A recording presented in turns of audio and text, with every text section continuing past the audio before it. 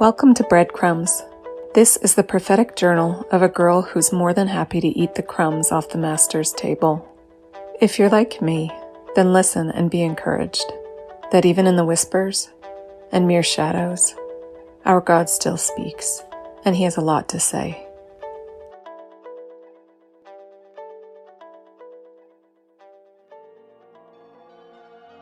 Last night I saw a tree. It was more delicate. I had in mind a Japanese maple. The limbs were slender and kind of gnarled, and they were bending as if they were stretching out towards the east. And I could see that inside the trunk of the tree there was embedded an arrow. Not embedded as if an archer had shot the arrow into the trunk, embedded as if the arrow was part of the trunk or encased in the trunk. And I got the sense, warrior, dormant warrior. When I turned to my Bible to do my daily reading, I was in Hosea 11, and here's what I read. It's about Ephraim. Ephraim represents the tribes who turned to idolatry, who didn't join the house of David and ended up being scattered. And it says that they will turn to the Lord, that He will roar like a lion, summoning them, and that His sons and daughters will come trembling from the west. The tree I saw was in the west. It was trembling, and it was reaching east. And the Lord has long spoken to me about His army of sons and daughters, about how they will rise. There was a video waiting on my phone. It was a prophetic word from somebody I follow, and she had titled it, "Where Are My Warriors?" And in the word, it was the Lord calling, where are those who have let go of their selfish agendas in pursuit of me and only me, who have let sin lose their grip on them, who pursue holiness? Where are my burning ones? Where are my sons and my daughters? Awake, arise. I have had the sense that Jesus is scanning the earth. He's looking for homes that are lit up bright in the Spirit. And I have prayed over and over again that we would be one of those houses, that there would be a beam of light shooting up through a roof. I came across an artist who does prophetic art, and I was totally taken aback by a painting he had done of the Lion of Judah. Just a beautiful lion with beams of light crowning his head, and he is walking on top of the globe. He's so enormous that his paws kind of take up whole cities, and you can see the surface of the earth, and there are golden lights, fires, burning in little clusters here and there all across the earth, and he's just searching. I read a kid's book last year, inspired by the movie Brave by Disney. It was a book about Merida, that Celtic princess with the flaming red hair, who was an archer. She was really skilled with a bow and arrow. The book was about how she was being called into more. She loved her home, she loved her family, she felt safe there, and she was being called out of the safety and comfort and into change. Really, really uncomfortable change. Here's a quote. She had been a storm that didn't move roofs. In effect, the book was describing a girl who was full of fire and passion and her own particular kind of courage and skill. And yet, she was living really small. She wasn't moving out from under the safety of what she knew. She was a warrior in hiding. A character comes into the book and he represents disruption and change. That's his job. The premise of the book is that change is essential. And there's a tension between change that has to come through destruction and change that can come through making a choice. Sometimes both are necessary. Both kinds have a place. Here's another quote. It had changed. It had earned its freedom from destruction. It had become something new. Or rather, it was still it, but it was grown, changing, moving onward. There is no glory in ruin. It only matters because of what comes after. I think each of us who love Jesus, there is a straight, sharp arrow of a warrior inside each one of us. And I wonder if He is calling it out. Isaiah 49. This is what I read, and this is what I heard. The Lord has called me from the womb. From the body of my mother, He has named me. In the shadow of his hand he has kept me hidden, and he has made me a sharpened arrow. In his quiver he has hidden me. And he said, I will also make you a light to the nations, that my salvation may reach to the end of the earth. In a favorable time I have answered you. In a day of salvation I have helped you, and I will keep watch over you. It is Jesus in us, and through us, through the church, through the bride, through his people, that he chooses to work in the world. And so on this day, with the image of the straining, stretching tree and the arrow, this passage, it calls to me as one of his sharpened arrows that he has hidden.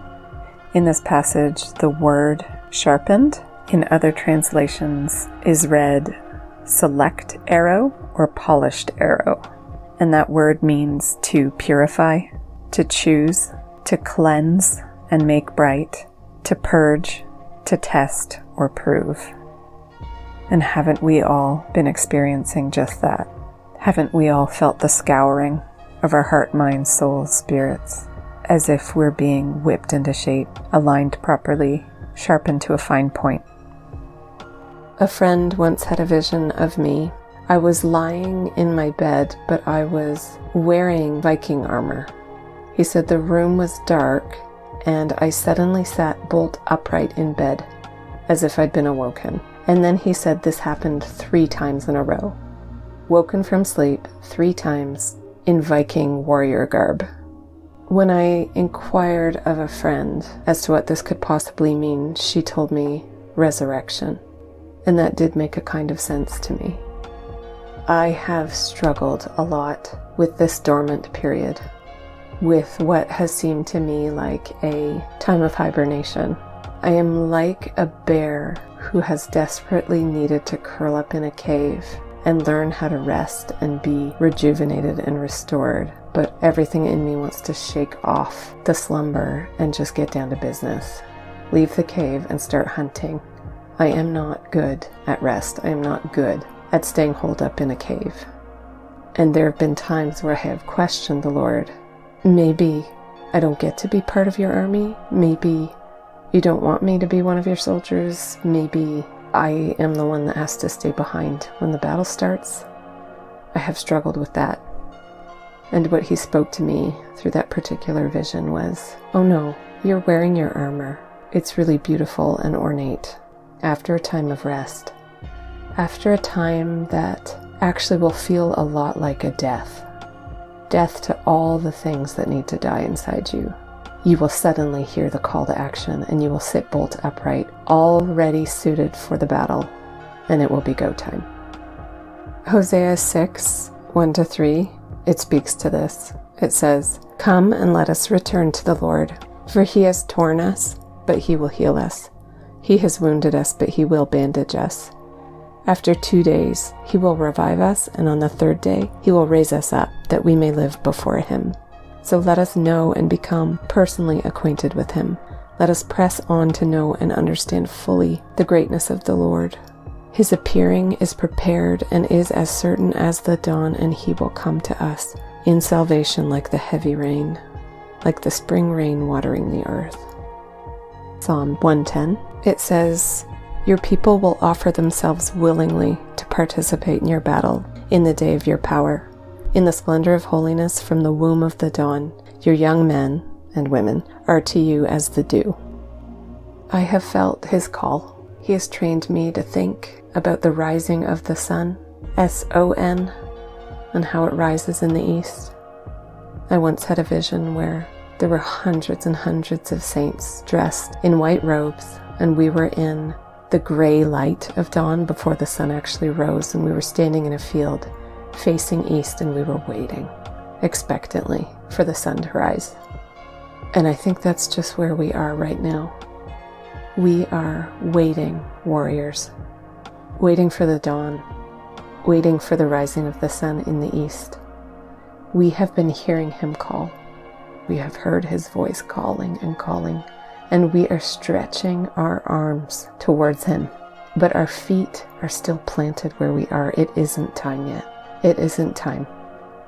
The Bible speaks of us as trees. This isn't a foreign thought. We are a planting of the Lord.